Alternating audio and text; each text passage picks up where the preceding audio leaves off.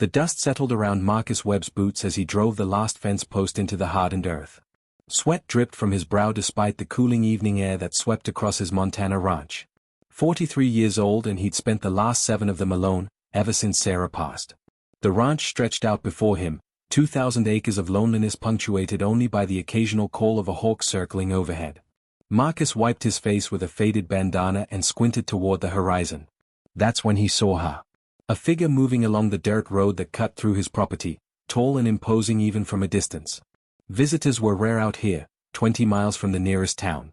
His hand instinctively moved to the rifle mounted in his truck, but something made him pause. The figure wasn't moving like a threat. There was grace in the stride, purpose without aggression. As the distance closed, Marcus felt his breath catch. The woman approaching stood easily 6'5", maybe taller. Her frame was powerful, shoulders broad beneath a weathered leather jacket. Long dark hair cascaded past her shoulders, shot through with silver streaks that caught the dying sunlight. Her face was striking, carved with sharp cheekbones and eyes that seemed to hold centuries of stories. She looked to be in her 50s, but there was something timeless about her presence. "Evening," she called out, her voice rich and resonant. "I'm looking for Marcus Webb." Marcus straightened, suddenly aware of how disheveled he must look. "That's me. What can I do for you?" The woman stopped about 10 feet away, respecting his space. Up close, she was even more imposing. Her eyes were an unusual amber color, almost golden in the fading light. "My name is Elena Volkov. My car broke down about 2 miles back. Phone's dead. I was hoping I could use yours to call for a tow." Something about her accent caught his attention. Russian, maybe, but softened by years of speaking English. Marcus nodded toward his truck.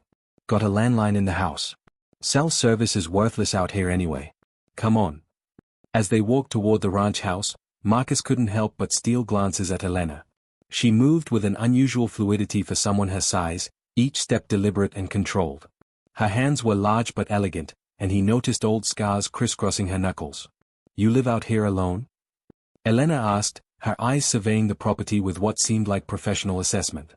7 years now, Marcus replied, then immediately regretted sharing that detail.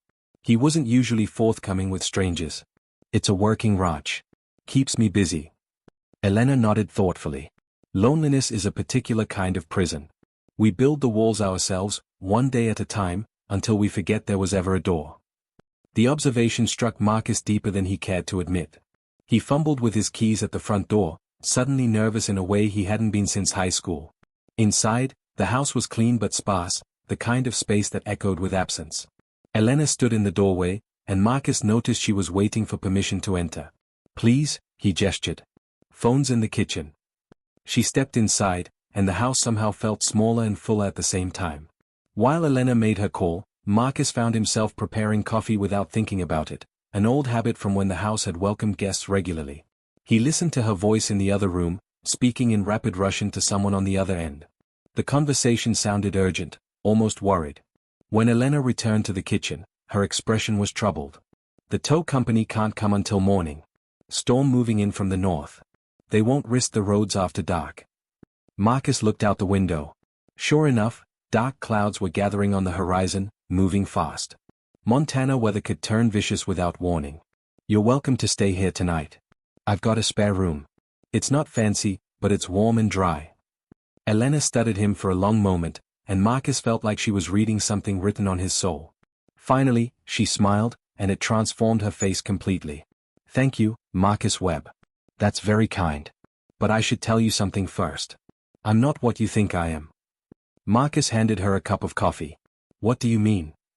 Elena took the cup, her large hands dwarfing it. "I mean that nothing about our meeting is coincidence. I mean that your loneliness called out across distances you can't imagine, and I heard it. I mean that by morning, everything will be different." The words should have frightened him. Instead, Marcus felt a strange calm settle over him. Outside, the first drops of rain began to fall, and somewhere deep in his chest, something long dormant stirred back to life. The storm hit with the fury that only Montana knows how to deliver. Rain hammered against the windows while wind howled through the eaves like a living thing trying to get inside. Marcus had built a fire in the stone fireplace, and now he and Elena sat in the warm glow, the outside world reduced to chaos while this small pocket of light and heat held firm. Elena had changed into one of Marcus's flannel shirts, the only thing large enough to fit her frame. She'd rolled up the sleeves, revealing more of those intricate scars on her forearms. Marcus found himself wondering about each one, the story behind every mark. She sat in Sarah's old chair, the one Marcus hadn't been able to bring himself to move in 7 years, and somehow it felt right. "You said our meeting wasn't coincidence," Marcus began, his own coffee growing cold in his hands. "Want to explain that?" Elena leaned back, firelight dancing across her features. "How much do you know about grief, Marcus? Real grief, the kind that changes the composition of your soul." "Enough," he answered quietly. "Lost my wife to cancer. Watched her fade for 18 months before she finally got peace. Then lost my parents in a car accident 3 years later. My brother moved to Seattle, and we haven't spoken in 4 years. So yeah, I know something about it." Elena nodded slowly. "Grief is a frequency. It vibrates at a pitch most people can't hear, but some of us are attuned to it. I felt yours 3 months ago, a pulse of loneliness so profound it reached me in Wyoming." Marcus should have laughed, should have dismissed this as the ravings of someone unhinged. But there was no madness in Elena's eyes, only a deep, ancient sadness that mirrored his own. "You're saying you came here because you felt my loneliness?" "I'm saying I came here because I recognized it. Because I carry the same weight." Elena set down her cup and leaned forward, elbows on her knees. "I lost my husband 23 years ago. Mikhail was a good man, a strong man. We had 37 years together. Then one morning he didn't wake up. Heart gave out in his sleep. No warning, no goodbye, just gone." "I'm sorry," Marcus said, and meant it. "After he died, I wandered. Tried to outrun the emptiness by filling my life with motion. I worked odd jobs across 6 countries, learned 4 languages, trained in martial arts until my body was a weapon. I thought if I made myself hard enough, strong enough, the grief couldn't touch me." She laughed bitterly. "But grief isn't something you fight. It's something you carry, and the question is whether you'll let it crush you or teach you." Thunder cracked overhead, so loud it rattled the windows. Marcus found himself moving closer, drawn by the raw honesty in Elena's words. "What did it teach you?" "That loneliness shared is loneliness halved. That 2 broken people can build something stronger than what they lost. That it's never too late to let someone in." Elena's amber eyes locked onto his. "I came here to tell you that, Marcus Webb. To tell you that you don't have to live like this, sealed away from the world like a man in a tomb." Marcus felt his throat tighten. "You don't know me. You don't know what I've been through. I know you wake up every morning and work until your body aches because physical pain is easier than emotional pain. I know you keep this house exactly as it was when Sarah lived here because changing anything would mean accepting she's really gone. I know you tell yourself you're fine, that you've made peace with solitude, but at night the silence screams so loud you can barely stand it." Tears burned in Marcus's eyes. How could this stranger see so clearly into the heart of him? "How do you know all that?" Elena reached out, her large hand gentle as it covered his. "Because I lived it. Every single day for 15 years, I lived exactly what you're living now. Until one morning I woke up and realized I had a choice. I could die slowly in my isolation, or I could risk being hurt again by opening myself to connection." "And you chose connection," Marcus whispered. "I chose life," Elena corrected. "Real life, not the shadow existence we've both been settling for. And I'm offering you the same choice." Marcus stared at their joined hands, hers so much larger but somehow fitting perfectly. "I don't understand. You drove 200 miles because you felt my loneliness? That doesn't make sense." Elena smiled sadly. "Some things don't need to make sense to be true. Call it intuition, call it fate, call it whatever helps you accept it. I needed to come here. You needed someone to come. Maybe that's enough." The fire crackled and popped, sending shadows dancing across the walls. Outside, the storm raged on, but inside this small room, something was shifting. Marcus felt walls he'd built stone by stone beginning to crack. It terrified him. It thrilled him. It made him feel alive for the first time in years. "I'm scared," he admitted, his voice barely audible over the storm. Elena squeezed his hand. "Good. Fear means you still have something to lose. It means you're still human, still capable of caring. Don't let fear make your decisions, Marcus. It's a terrible advisor." They sat in silence for a long time, hands joined, the storm raging outside while something quieter but equally powerful grew between them. Morning arrived with that peculiar clarity that follows violent storms.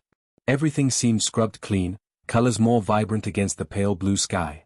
Marcus woke on the couch, a blanket he didn't remember grabbing tucked around him. The smell of coffee and bacon drew him to the kitchen, where Elena stood at the stove, moving with the confidence of someone comfortable in any space. "You didn't have to cook," Marcus said, his voice rough with sleep. Elena glanced over her shoulder, and Marcus's breath caught. Morning light streaming through the window illuminated her face, and she looked almost ethereal. Old habit. Mikhail used to say that any problem looked smaller after a good breakfast. "Sit." It wasn't a request, and Marcus found himself obeying. She set a plate before him, eggs and bacon and toast perfectly prepared. They ate in comfortable silence, and Marcus marveled at how natural this felt, having someone in his kitchen again after so many years. "The tow truck will be here around noon," Elena said finally. "Which means we have about 3 hours." "For what?" Elena set down her fork and fixed him with that intense amber gaze. "For me to tell you the rest of the truth. The part one left out last night." Marcus felt a knot form in his stomach. "What truth?" "I told you I came here because I felt your loneliness, and that's accurate. But I didn't tell you why I'm so attuned to that particular frequency."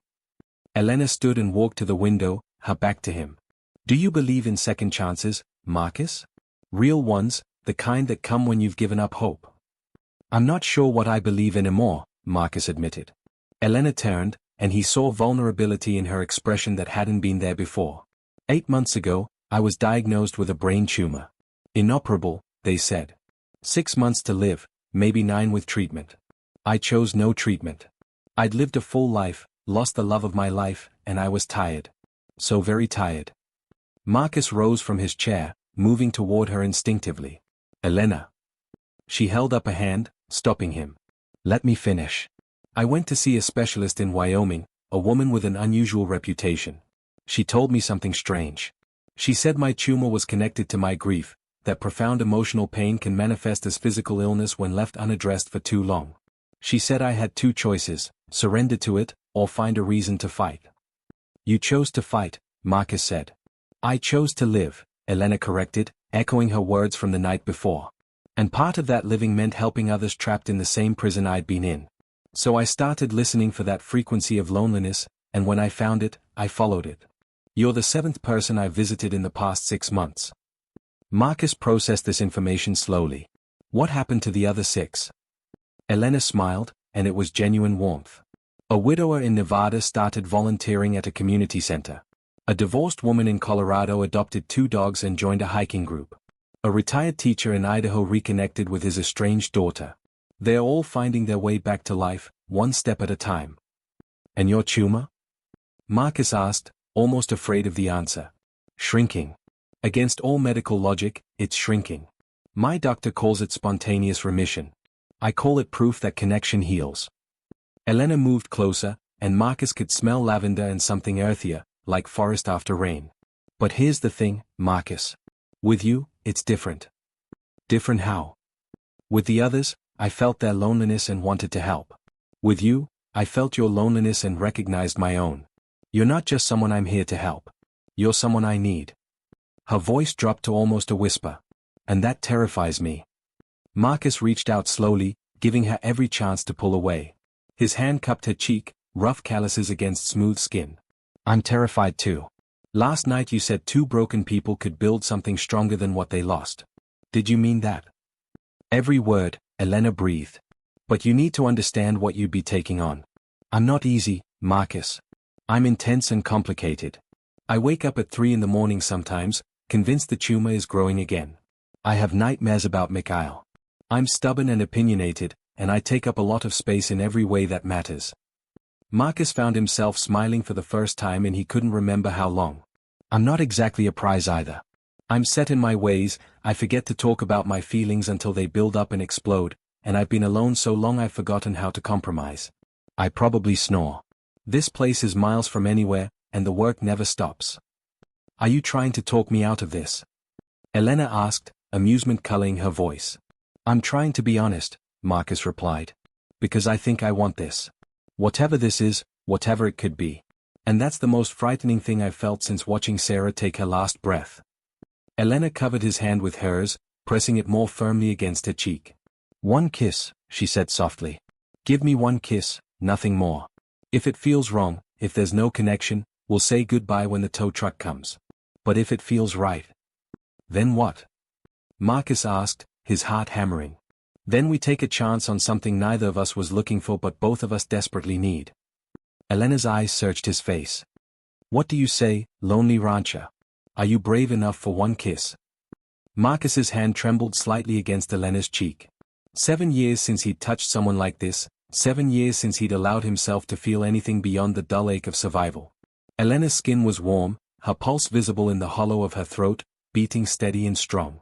She was so alive, so present, and it made him acutely aware of how much of himself he'd buried alongside Sarah.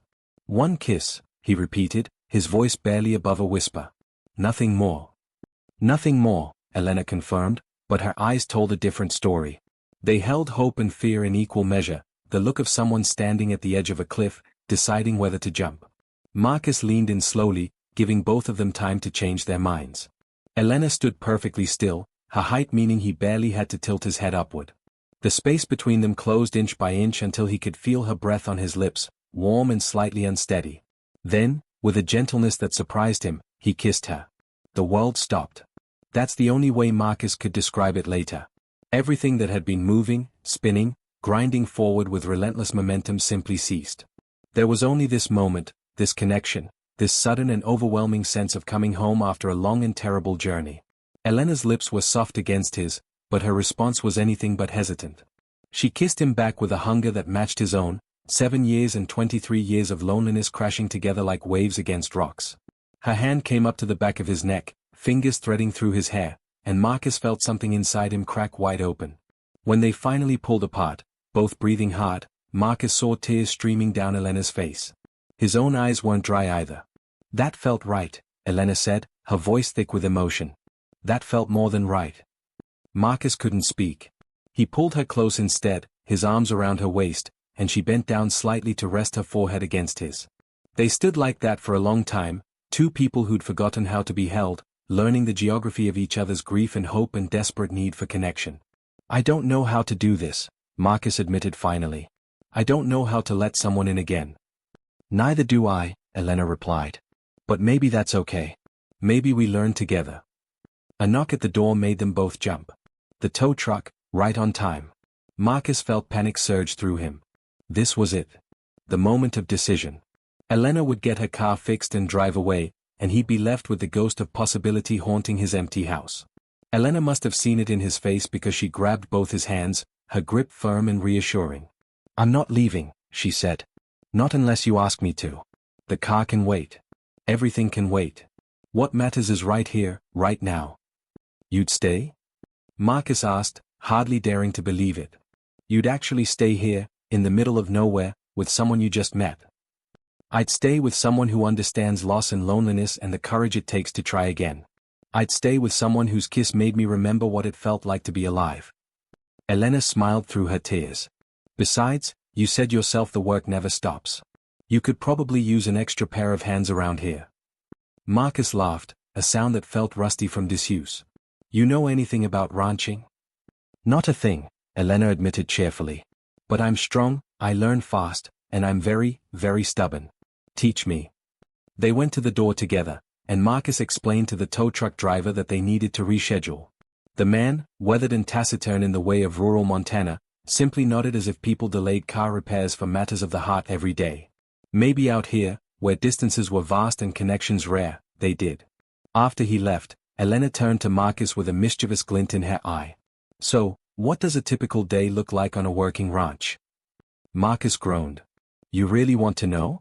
Because I was going to check the fence line in the north pasture, repair the barn door that's been hanging crooked for 2 months, and somehow find time to catch up on paperwork I've been avoiding. Show me, Elena said simply. Show me your life, Marcus Webb. Let me into it. All of it. So he did. They spent the day working side by side, and Marcus was amazed at how naturally they moved together. Elena might not know ranching, but she was observant and capable. She learned quickly, asking intelligent questions and throwing herself into every task with enthusiasm. When she accidentally let a gate swing closed on her thumb, she barely flinched, just wrapped it in duct tape and kept going.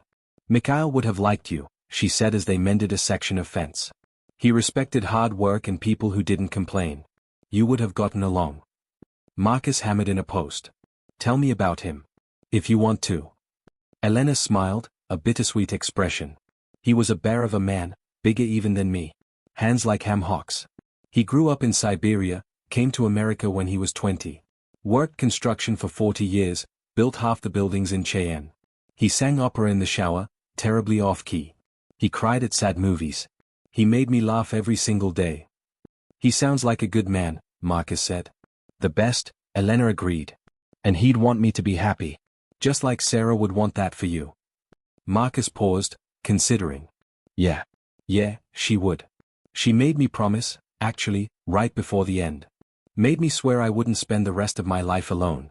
I promised her, but I didn't think I'd ever be able to keep it. But now? Elena prompted. Marcus looked at her, this extraordinary woman who'd walked into his life less than 24 hours ago and changed everything. Now I think maybe I can. 6 months had passed since the storm that brought Elena Volkov into Marcus Webb's life, and the ranch had transformed in ways both subtle and profound. The physical changes were obvious. The barn now boasted a fresh coat of red paint. Flower beds that Sarah had once tended were blooming again, though Elena had added her own touches, Russian wildflowers she'd sent for that created unexpected splashes of purple and gold against the Montana landscape. A new fence enclosed a vegetable garden that was already producing more than 2 people could eat, the surplus donated to the food bank in town. But the deeper changes were in Marcus himself. He woke each morning to the sound of Elena singing in the shower, her terrible, wonderful off-key renditions of songs in 3 different languages. He'd learned to drink his coffee while discussing the day's work, planning and negotiating and sometimes arguing good-naturedly about the best approach to ranch problems. He'd learned to laugh again, really laugh, the kind that came from deep in the belly and left you gasping. He'd also learned to cry again. To let himself feel the full weight of what he'd lost without letting it crush him. Elena had a way of creating space for grief without letting it dominate. She kept a picture of Mikhail on her bedside table, and Marcus had moved Sarah's photo from the drawer where he'd hidden it back to its place on the mantel. They honored their lost loves by living fully, by choosing joy without forgetting sorrow. The tumor had continued to shrink. Elena's doctors were baffled but couldn't argue with the scans. She'd gained weight, muscle building on her already impressive frame from ranch work. Her skin had taken on a healthy glow, and the silver in her hair seemed less like age and more like wisdom earned. I've been thinking, Elena said one evening as they sat on the porch watching the sun set. She was whittling, a hobby she'd taken up, her large hands surprisingly deft with the small knife. About making this official. Marcus's heart skipped. Official how? Elena set down her whittling and turned to face him. I want to marry you, Marcus Webb. I want to be your wife, not just your partner. I want legal ties and public declarations and a piece of paper that says we chose each other. Marcus felt joy surge through him, followed immediately by fear. It seems fast. We're not young, Elena said bluntly. I'm 56 years old. You're 43. We've both been married before, both know what we want and what we're capable of giving. Fast isn't always bad. Sometimes fast is just honest. I love you, Marcus said, the words still feeling new and slightly foreign on his tongue. I love you in ways I didn't think I could love anyone again. But I'm scared of disoning Sarah's memory. Elena took his hand, her grip warm and strong. You honor Sarah's memory by living, by loving, by keeping the promises you made to her. She asked you not to be alone. You're keeping that promise. She'd be proud of you for having the courage to try again. And Mikhail? Marcus asked. What would he think? Mikhail would think I'm lucky to have found someone worth loving. And he'd probably challenge you to an arm wrestling contest and make some crude jokes about keeping me satisfied. Elena grinned. He had a terrible sense of humor. Marcus laughed despite himself. Then he got serious, looking into Elena's amber eyes. Yes, he said simply. Yes, I'll marry you. Not because it's fast or slow, not because of what anyone else would think, but because you make me want to believe in second chances. Elena's face transformed with joy. She pulled him into a kiss that was both tender and passionate, a promise of all the years they'd built together. When they parted, both were grinning like fools. Small ceremony, Marcus said. Just us and a few friends. Nothing fancy. Nothing fancy, Elena agreed. Though I'm wearing my mother's dress. It's traditional Russian, all embroidered and probably completely inappropriate for a Montana ranch wedding. Sounds perfect, Marcus said, and meant it. The wedding took place a month later in the meadow behind the house, wildflowers blooming in profusion. Marcus wore his best suit, the one he'd worn to Sarah's funeral, cleaned and pressed. Elena wore her mother's dress, a stunning creation of crimson and gold that made her look like something from a fairy tale. She towered over most of the guests, magnificent and unashamed. The ceremony was simple. Marcus's brother flew in from Seattle, their relationship mended after months of phone calls initiated by Elena. A few neighbors attended, ranchers who understood the value of hard-won happiness. The justice of the peace was a woman who'd known Sarah and didn't see any betrayal in what Marcus was doing, only courage. They exchanged rings and vows, promising to honor each other's grief while building something new. They promised to be honest, to communicate, to laugh together and cry together and work side by side. They promised to live fully, to waste no more time, to cherish every moment because they both knew too well how precious and fragile those moments were. After the ceremony, as they were cutting the cake that a neighbor had baked, Marcus's brother pulled him aside. "She's good for you," he said. "I haven't seen you this alive since before Sarah got sick." Marcus nodded, watching Elena laugh at something one of the neighbors was saying, her head thrown back, completely unself-conscious. "She saved my life," he said quietly. "I was dying out here, just doing it slowly enough that I didn't notice. She gave me a reason to want to keep living." "And you gave her the same thing," his brother pointed out. "That's what love is supposed to do. Save each other." That night, after the guests had left and the meadow was quiet again, Marcus and Elena sat on the porch as they had so many times before. The stars were brilliant overhead, the Milky Way a river of light across the darkness. "No regrets?" Elena asked softly. "Not even one," Marcus replied, pulling her close. "You?" "Only that we didn't find each other sooner," Elena said. "But maybe we needed all those years of loneliness to appreciate what we have now." Marcus thought about that, about the journey that had brought them both to this moment. The losses and grief, the years of isolation, the storm that had stranded Elena on his property. Every piece had been necessary, every painful step leading them exactly where they needed to be. "Thank you," he said finally. "For having the courage to come find me. For listening to that frequency of loneliness and following it here." Elena kissed his temple. "Thank you for having the courage to let me in. For taking a chance on a giant Russian widow who showed up uninvited and refused to leave." They sat in comfortable silence, two people who'd been broken and lost, now found and whole. Not because they'd fixed each other, but because they'd given each other permission to heal. The ranch stretched out around them, no longer a monument to loneliness but a foundation for building something new. Inside the house, two photographs sat side by side on the mantel. Sarah and Mikhail, forever young, forever loved. They weren't forgotten or replaced. They were honored by the life Marcus and Elena were creating, a life that acknowledged loss without being defined by it. The wind picked up, carrying the scent of wildflowers and rain. Tomorrow there would be work to do, fences to mend, animals to tend, the endless rhythm of ranch life. But tonight there was only this, two hearts beating in sync, two lives intertwined, and the simple, extraordinary miracle of love found when it seemed impossible. Marcus had been frozen for 7 years, trapped in amber by grief. Elena had pulled him down from that high shelf of isolation with one kiss, nothing more. Except it had been everything. That single kiss had thawed something essential, reminded him what it meant to be alive and connected and capable of joy. And in return, he'd given her the same gift. A reason to fight, to heal, to believe that life after loss could still hold wonder and purpose and love. They'd both been giants in their loneliness, towering and untouchable. Now they were simply two people who'd found each other in the darkness and chosen to walk toward the light together. It was enough. It was more than enough. It was everything. The end.